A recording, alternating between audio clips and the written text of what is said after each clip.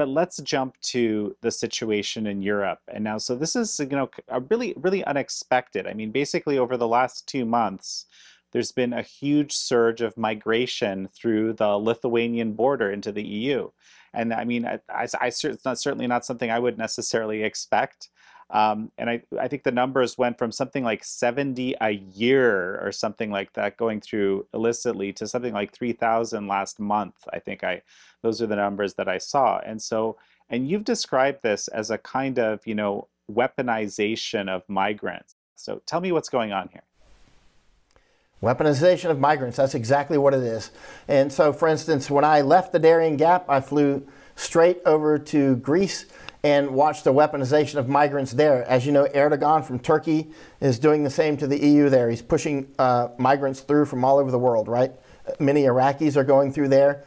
From Greece, I flew down to Morocco. Same thing. Morocco has a spat with Spain about the Polisario secessionist movement down in Western Africa, Sub-Saharan Africa. And they had a spat recently about somebody that Morocco characterizes as a terrorist who had flown to Spain. And Morocco told Spain, give him to Morocco. And Spain said, no, we're not going to give him to you. So Morocco said, here, have 9,000 migrants. Because Ceuta, Spain, and Melilla, Spain, are two cities that are in Africa. So there's those two EU cities that are in Africa. So, and their border, their whole border is Morocco, right? So Ceuta has a big wall there. So we just flew down there and interviewed quite a lot of people, police, migrants and whatnot. And so they just went around the wall swimming, and some went over the wall. They just overwhelmed it. People within Ceuta were very afraid. You can see some videos of them coming in. And just about 2 weeks ago, Morocco did another weaponization similarly to Melilla.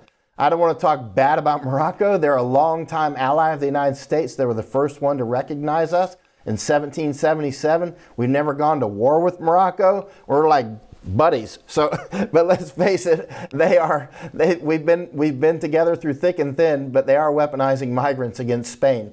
And so now let's shift. When we were in Morocco, Chuck called up Frontex, and Chuck Holton, a war correspondent friend of mine, called up Frontex. We talked to them in Warsaw. So Frontex told us that Belarus is now weaponizing migrants and pushing them into Lithuania.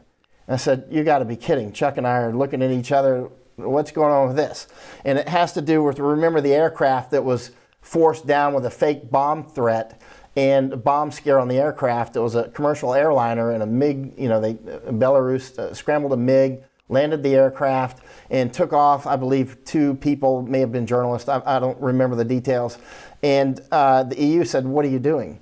You can't do that. Not only that, but you've been elected in a rigged election. You're a dictator, right? They call Lukashenko the last dictator in Europe, the last man standing at this time anyway. So Lukashenko said, oh, you don't like that? Here, have some migrants again, and I'm going to send drugs and radioactive material into the EU. That's what he threatened publicly, right? So now he's making good. I don't know about the radioactive material, but he's certainly doing it with the migrants. So he started to ramp it up. We flew up immediately. The first migrants were just getting in. We landed in, luckily I had been with the Lithuanian army out in Afghanistan, so I had instant access here through really interesting guys in the top levels of government whom I meet with almost every day. They let me go everywhere I want, actually. So I'm seeing, because I'm of value to them, because I see all these different patterns on migration weaponization, right? And this is the first time it's happened to Lithuania.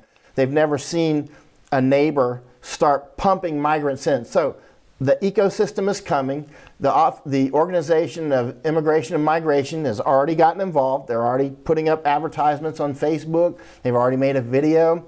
We've already got NRC, the Norwegian Refugee Council, also parachuting in.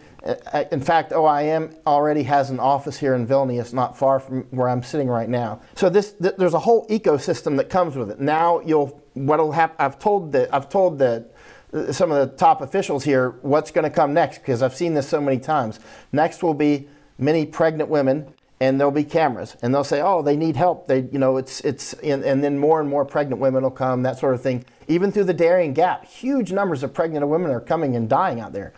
kids like 1 year old are coming through, right? That sort of thing. So already I've seen some of these camps have children, and of course the cameras go straight to the children, which then opens the border up more. So the weaponization, right now, as of about 48 hours ago, the Lithuanian government, and in fact I know the man who made the decision, he took me out to some camps the other day, he started doing a pushback policy, which for the United States is Title 42, right? They take you and push you right back to Mexico, right?